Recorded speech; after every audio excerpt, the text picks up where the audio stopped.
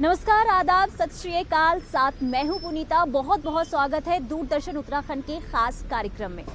दोस्तों, आज का कार्यक्रम ना बेहद खास होने वाला है क्योंकि आज हम आपको अपने कार्यक्रम के जरिए मिलवाने जा रहे हैं एक ऐसी शख्सियत से जिनके गानों की दीवानी पूरी दुनिया है, जिनकी दीवानी लाखों लड़कियां हैं और जिनके गाने सुनकर दिल को सुकून पहुंचते हैं। तो अगर आप समझ गए कि हम किसकी बात कर रहे हैं तो अच्छी बात है, अगर नहीं समझे तो थोड़ा और इंतजार कीजिए क्योंकि आज हम उनसे ढेर सारी बातचीत करेंगे और उनके बेहतरीन गाने भी सुनेंगे। तो चलिए चलते हैं मसूरी की ओर और मिलते हैं हमारे आज के खास मेहमान से।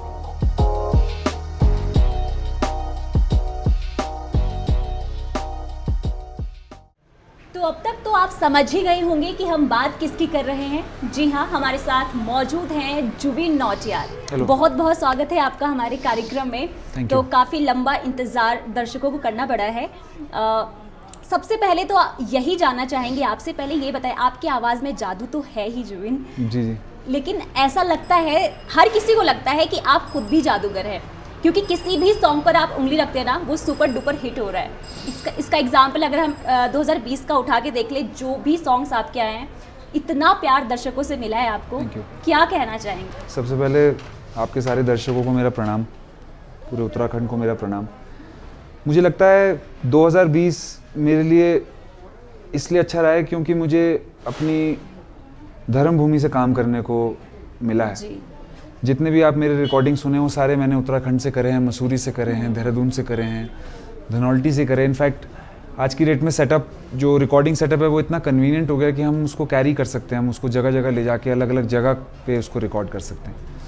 तो मुझे लगता है ये जो प्यार मुझे पहाड़ दे रहे हैं, जो प्यार मुझे, जितना भी प्यार मुझे मिल रहा है, ये सारा प्यार और जितना भी हिट्स मुझे मिल रहे हैं, इसका सारा श्रेय देना चाहूँगा मैं अपने फैंस को और अपने सारे उत्तराखंड के वासियों को।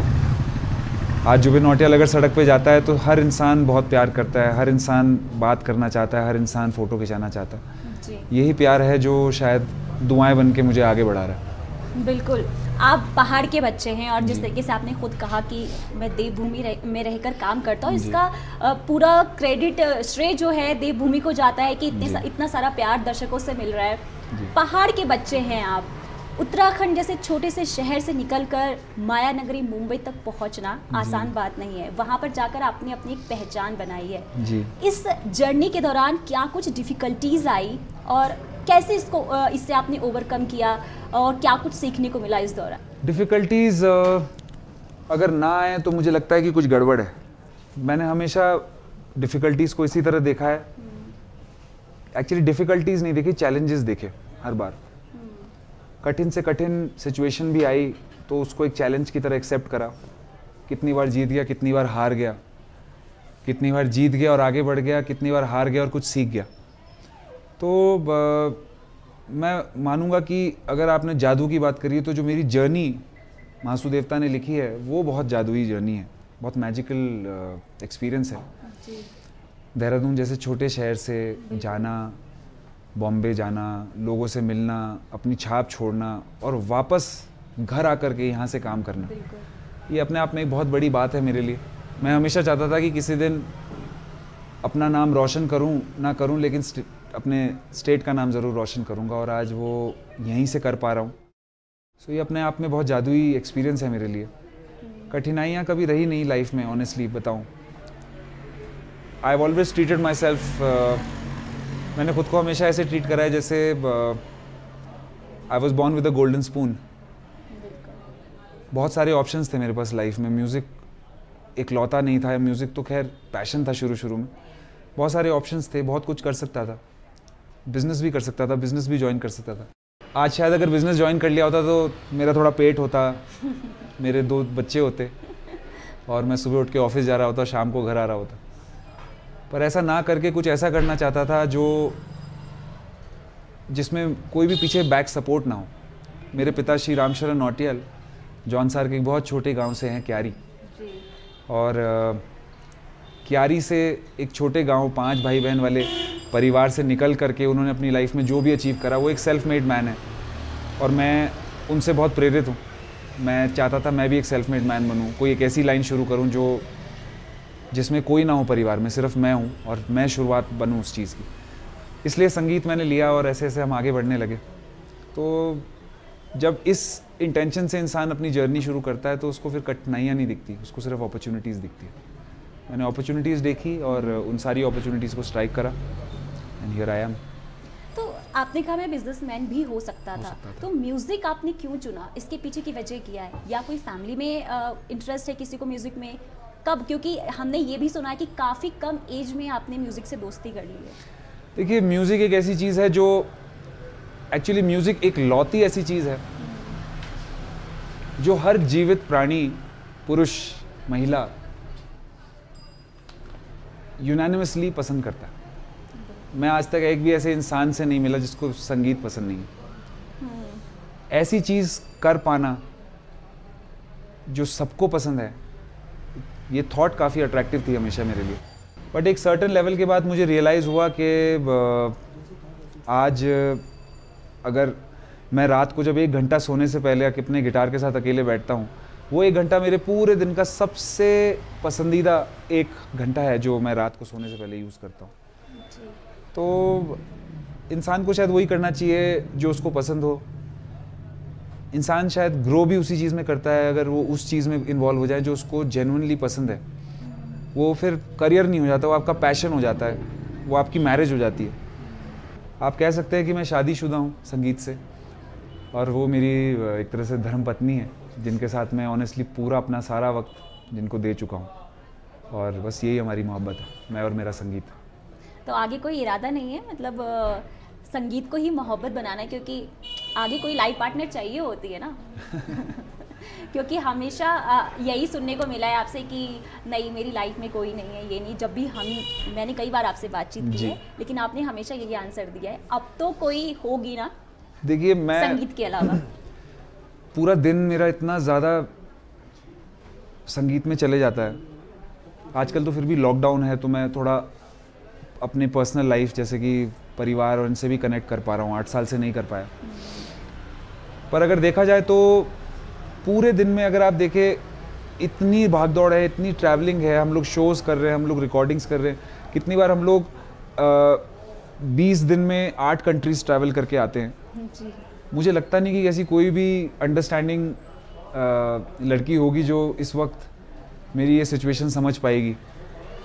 इंसान अगर किसी को अपना लाइफ पार्टनर बनाता है तो उसको वक्त दे पाए, उसको इज्जत दे पाए, और मैं इस वक्त मेरे पास नहीं है, वक्त मेरे पास बहुत कम है। पर आपके पास वक्त नहीं है, लेकिन आपने कई लड़कियों का दिल जो है अभी भी, मतलब कहे ना कि लड़कियों के लिए अभी भी वो है स्पेस कि हाँ अभी भी जुबिन मेरा हो सकता है। अभी भी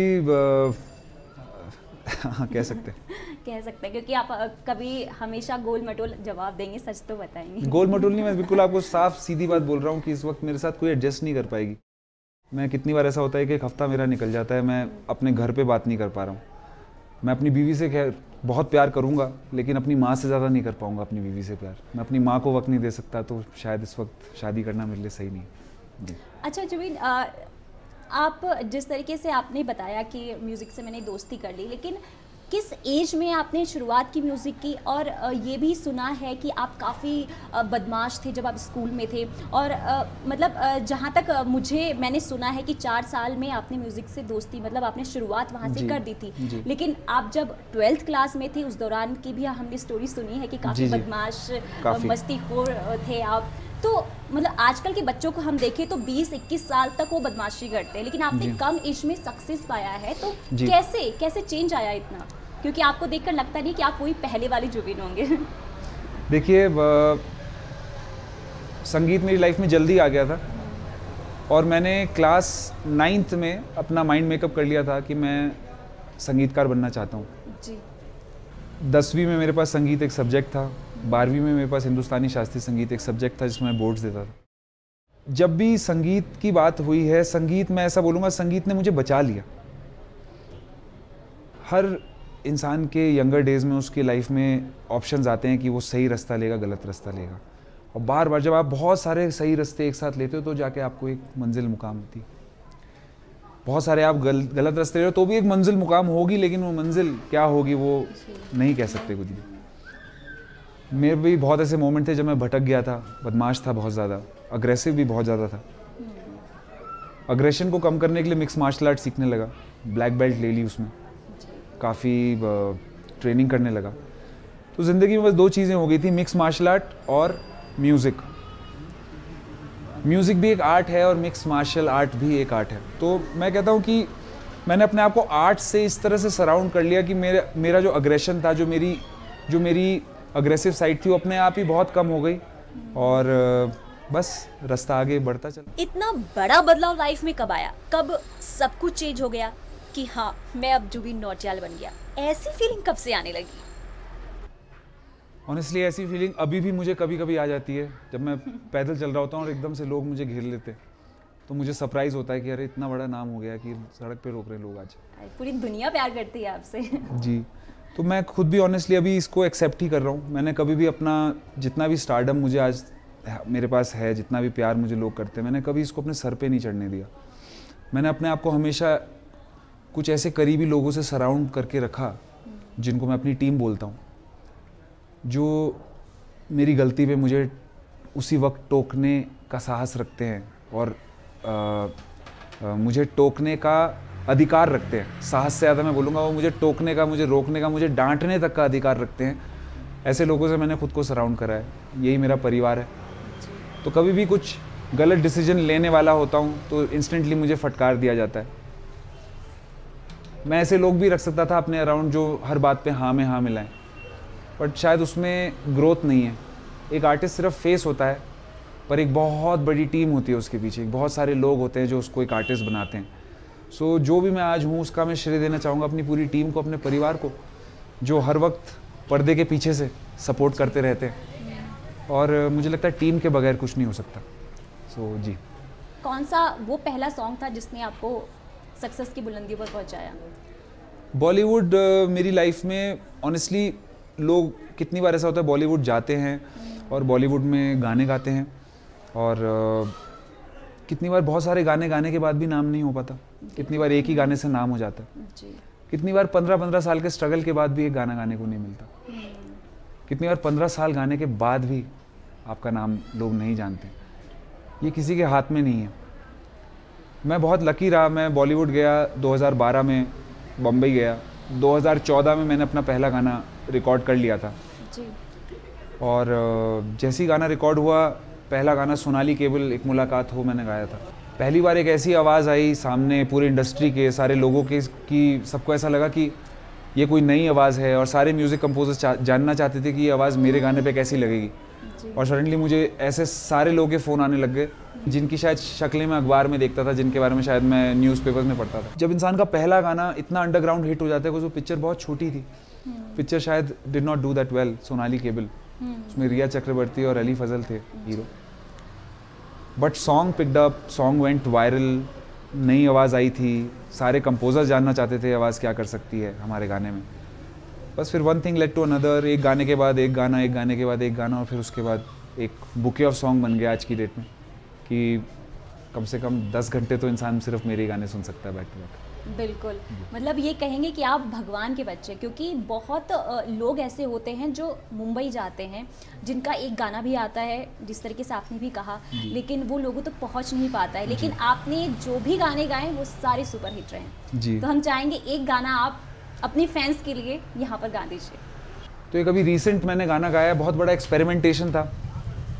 आज के टाइम पे मैं जानना चाहता था कव्वाली किस तरह से लोग एक्सेप्ट करते हैं, पसंद करते हैं। तो एक कव्वाली नुमा एक गाना मैंने गाया रिसेंटली जो बहुत ज़्यादा वायरल हो रहा है। गाने का नाम है बेवफा तेरा मासूम चेहरा जी। वो गाने की कोशिश करूँगा। दिल लगा भी लिया, इश्क भी कर लिया, चांदनी रात में हमने तारे गिने। दिल लगा भी लिया, इश्क भी कर लिया, चांदनी रात में हमने तारे गिने।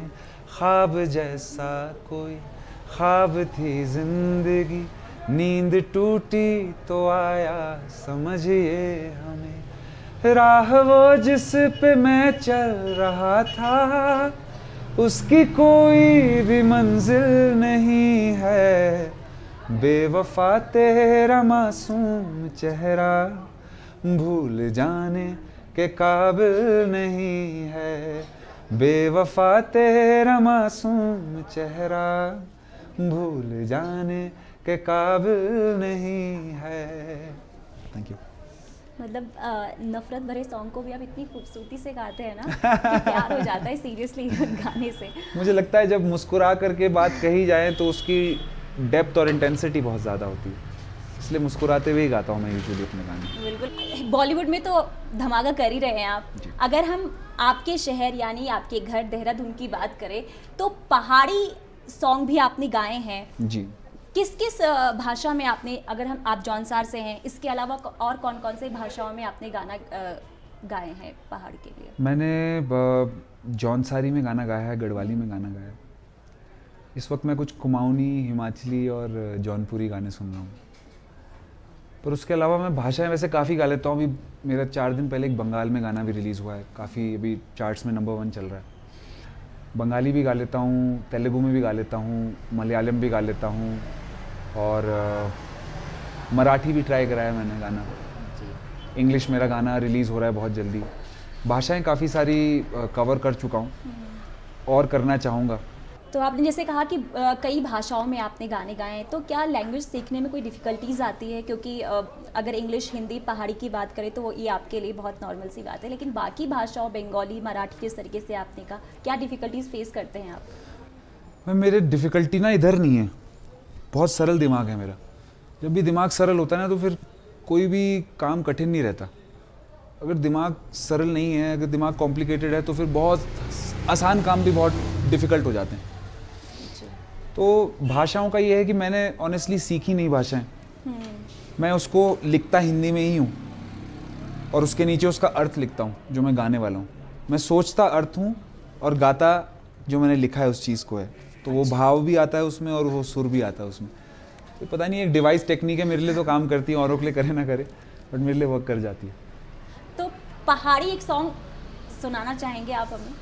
नी मैं कर दो तो ऐसे बात, छोड़ छोड़ दे मेरो हाथ, नी मैं कर दो तो ऐसे बात, छोड़ छोड़ दे मेरो हाथ, तैन चिट्ठी की लैनी भेजी, तैन चिट्ठी की लैनी भेजी, तक तै जोड़ियां दे हाथ, सुन सुन जा मेरी बात, तक तै जोड़ियां दे हाथ, सुन सुन जा मेरी बात, बदनामी के डारा नहीं भेजी, बदनामी के डारा नहीं भेजी। धन्यवाद। बहुत खूब। इसके अलावा आप बहुत सारे एल्बम कर रहे हैं, सिंगल्स आपके आ रहे हैं जी। क्या एक्टिंग में जाने का कभी सोचा है? नहीं बिल्कुल नहीं। क्योंकि पर्सनालिटी तो आपकी बिल्कुल हीरो वाली, इसमें कोई शक नहीं है। तो अगर कभी ऑफर आए हैं या फिर अगर आएंगे तो जाना चाहेंगे? मैम ऑफ़र बहुत आए हैं मेरे पास।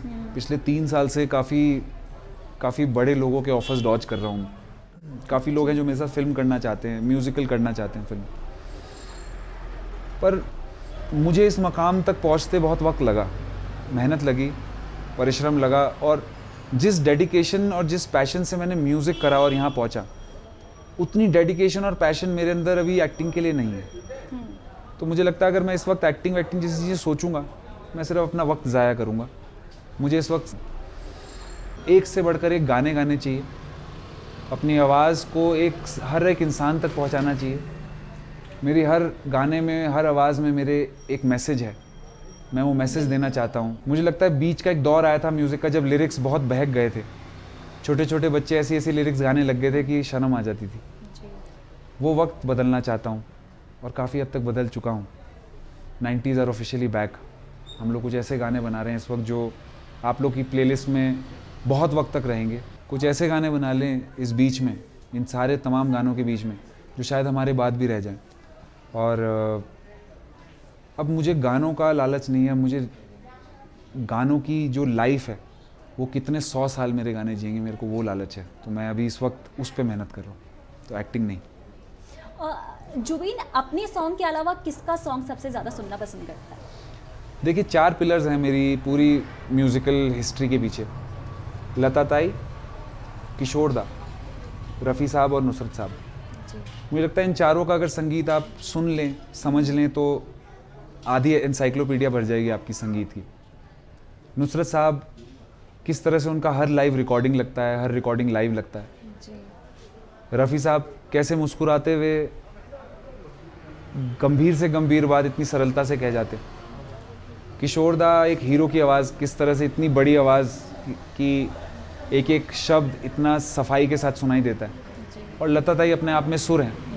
मुझे लगता है इन चारों का अगर आप काम पढ़ लें तो फिर आपको शायद कुछ और ज़्यादा सुनने की ज़रूरत तो नहीं। जब आप ज़्यादा खुश होते हैं या फिर कभी उदास होते हैं, किसका सॉन्ग सुनते हैं? मतलब होता है ना कि रूम बंद कर लो, फिर एक अच्छा सा सॉन्ग सुनो। जब मैं उदास होता हूँ तो मैं उस वक्त गिटार लेकर के बैठता हूँ और कुछ बनाने की कोशिश करता हूँ। मैं कोशिश करता हूँ कि जो भी मेरे अंदर भाव है मैं उसको एक गाने में डाल दूँ और भूल जाऊँ मैं उस चीज़ को। जी। और देखिए, जब इंसान, जो लोग संगीत के क्षेत्र में नहीं है, वो जब उदास होते हैं तो उनके पास संगीत होता है, लेकिन एक संगीतकार जब उदास होता है तो उसका संगीत नहीं होता, उसको एक नया संगीत बनाने की ज़रूरत होती है। तो वही मैं कोशिश करूँगा। और दर्शकों को एक चीज़ और बताना चाहेंगे, जुबिन तो बॉलीवुड में धमाका कर ही रहे हैं, बहुत सारे सॉन्ग्स आपके लिए, हमारे लिए लेकर आते हैं, लेकिन इसके अलावा जुबिन जो है सोशल कॉज में भी ज़्यादा इन्वॉल्व रहते हैं। अगर हम उत्तराखंड की बात करें तो जब लॉकडाउन का समय था, जब पैंडेमिक शुरू हुआ था, उस टाइम उन्होंने कई लोगों की मदद की थी। तो जुबिन, जानना चाहेंगे, आपने बहुत सारे फूड पैकेट्स बांटे हैं, तो कितने लोगों तक आपने अपनी मदद पहुँचाई थी? देखिए, मैं सिर्फ एक माध्यम था। ये जितना भी खाने का, राशन का जो सामान आया है जी, इसका श्रेय देना चाहूँगा मैं अनंत अंबानी को और अनंत अंबानी के माता पिता नीता अंबानी जी और मुकेश अंबानी जी को। एक छोटे से मैसेज के ऊपर कितना वार्म हार्टेड उन्होंने ऐसा फील करा और उन्होंने कहा कि जौनसार बावर एक अफेक्टेड एरिया है और उसकी हम मदद करेंगे। जी। हिंदुस्तान में पहली बार 75 केजी की किट बनी है। एक किट हमारी 75 केजी की थी और हमने 6000 परिवार तक वो किट पहुंचाई है। मेरे पिता श्री रामशरण नौटियाल ने हमें हमेशा जड़ों से जोड़ के रखा। उनका घर है, वो गांव है, तो हम अक्सर गांव जाया करते थे। तो जो पूरी अगर आप रीजन देखें, जौनसार और बाबर, ये एक बहुत ही पिछड़ा हुआ इलाका है। अगर विकास के क्षेत्र में देखें आप, यहाँ विकास नहीं हुआ है जी। अगर अपने घर की मदद ना कर पाऊँ तो शायद मुझे संगीत नहीं करना चाहिए। अगर मैं संगीत को इस्तेमाल करके अपने घर के लिए कुछ मदद कर सकता हूँ तो वो मेरा स्वाभिमान भी है और वो मेरा अधिकार भी है। तो बस मैं और मेरे पिता थोड़ा बहुत लगे रहते हैं। अभी हमने कुछ फूड किट्स का करा हेल्प जौनसार बावर में। तो बस कोशिश कर रहे हैं ज़्यादा से ज़्यादा अपने लोगों की मदद करें। हम बहुत ही सिंपल कम्युनिटी है जौनसार बावर, सिंपल लोग हैं, सरल लोग हैं, कम बोलते हैं, बट भावना बहुत रखते हैं। तो बस प्यार है अपने लोगों के लिए। जी। बिल्कुल ऐसे ही प्यार बांटते रहिए, बहुत नेक काम कर रहे हैं आप और आपके पापा जी। तो एक और हम जौनसार का गीत आपसे सुनना चाहेंगे, क्योंकि जौनसार की आप बात कर रहे हैं, अपने घर की बात करें, तो क्यों ना एक गीत हो जाए। जुरो लगी तेरी पानी पीवी ना जो किछे भी खाई ना। जुरो लगी तेरी पानी पीवी ना जो किछे भी खाई ना। ओ साथी ओ साथी ओ साथी तेरी चिट्ठी पतेरी आई ना। ओ साथी ओ साथी ओ साथी तेरी चिट्ठी पतेरी आई ना। 2020 तो आपके लिए नो डाउट काफ़ी अच्छा रहा जी। 2021 में क्या ऐसा करना चाहते हैं जो आप 2020 में ना कर पाए? कुछ ऐसी ख्वाहिश? 2021 में मैं ट्रैवल करना चाहता हूँ, बहुत ट्रैवल करना चाहता हूँ, ट्रैकिंग करना चाहता हूँ। मैंने अभी एक बहुत ही मुश्किल से मुझे एक बहुत ही खूबसूरत हिमालयन शेपर्ड डॉग मिला है। अब मैं उसके लिए एक जोड़ा ढूंढ रहा हूँ। अच्छा। उसके बाद मैं और मेरे कुत्ते ट्रैकिंग करेंगे पहाड़ों में। ये मेरा 2021 का एक कंफर्म प्लान है। उसके अलावा 2021 में मैं चाहता हूँ कि उत्तराखंड में ज़्यादा से ज़्यादा म्यूज़िक वीडियो शूट करूँ, ज़्यादा से ज़्यादा काम करूँ।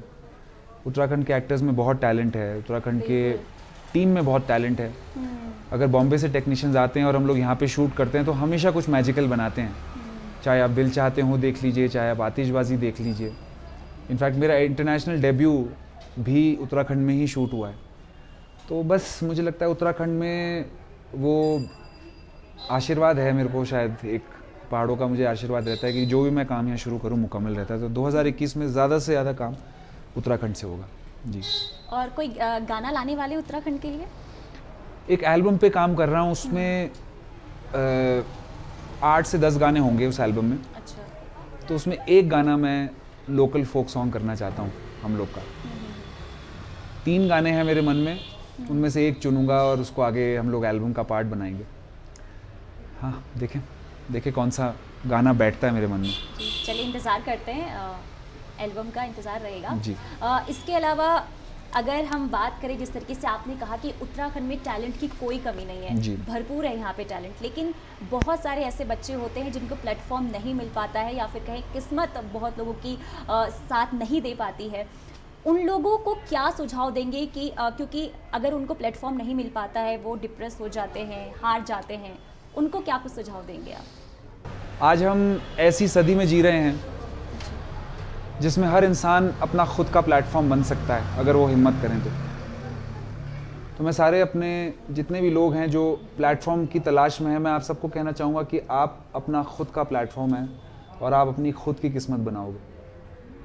अगर मैंने प्लेटफॉर्म तलाशा होता तो शायद मैं प्लेटफॉर्म पे ही होता जी। मैंने प्लेटफॉर्म नहीं तलाशा, मैंने अपना प्लेटफॉर्म खुद बनाने की कोशिश करी, और कोशिश के साथ भगवान होता है। तो बिल्कुल निराश ना होएं और अपना प्लेटफॉर्म खुद बने। यानी मेहनत करते रहिए, भगवान भी आपके साथ रहेंगे। बिल्कुल। जाते जाते क्या कुछ न्यू ईयर के लिए विशेस फैंस को देना चाहेंगे? मैं हूं आपका जुबिन नौटियाल और नए साल 2021 की आपको बहुत बहुत शुभकामनाएं। कुछ अच्छी रेजोल्यूशंस बनाएं, नए साल में एक इंस्ट्रूमेंट ज़रूर उठाएं, और आपको और आपके घर वालों को बहुत बहुत प्यार। मुझे लगता है 2020 ने हमें बहुत कुछ सिखाया है। 2020 ने हमें सिखाया है कि हम कितने आम हैं, और हमें ये भी सिखाया है कि हम सब एक हैं। कोरोना काल ने हमें 2 चीज़ें सिखाई है, इसको कभी ना भूलें और आगे बढ़ते जाएं। दिल का दरिया बह ही गया, राहों में यूं जो तुम मिल गया, मुश्किल से मैं संभला था, हाँ टूट गया हूँ फिर एक दफा, बात बिगड़ी है इस कदर, दिल है टूटा, टूटे हैं हम, तेरे बिन अब न लेंगे एक भी दम, तुझे कितना चाहें और हम। Thank you. तो ये थे हमारे साथ जुबिन नौटियाल। आई होप आप सभी ने बहुत इंजॉय किया होगा, और अपना प्यार जुबिन नौटियाल को ऐसे देते रहिए, और इंतज़ार कीजिए, बहुत सारे सॉन्ग्स इनके आने वाले हैं न्यू ईयर पर। तो फिलहाल के लिए दीजिए इजाज़त, तब तक के लिए नमस्कार।